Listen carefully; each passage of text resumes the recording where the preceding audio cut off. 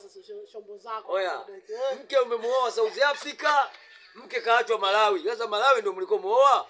Eti, yeye ndugu zetu mbona mnalombaya? Kwa nini muache Malawi? Yule mvuvi yule. Yule foili. Ile gari ya kupita kwenye matope. Kafuna alichokipanda. Sasa kapanda Malawi yule. Si ndo kule. Yeye ndo kasajili boya. Alikofungiwa wapi? Yeye ndo kasajili yule anauma. Kafunga. Yule ndo kasajili na yule anauma. Kafungiwa wapi? Yule wa kujikwaa kamsajili yeye.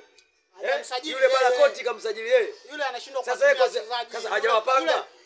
Hajawapanga wachezaji waliosajili injinia. Hamna kocha mule bwana. Wewe mule kocha yumo, injinia hamna kiongozi. Wewe sema mnafurahia yule uwepo wake nyinyi mnafurahia. Hamna kiongozi. Amepiga hela za Haribu. Haribu muda kudai hela zako umefika. Dai hela hizo.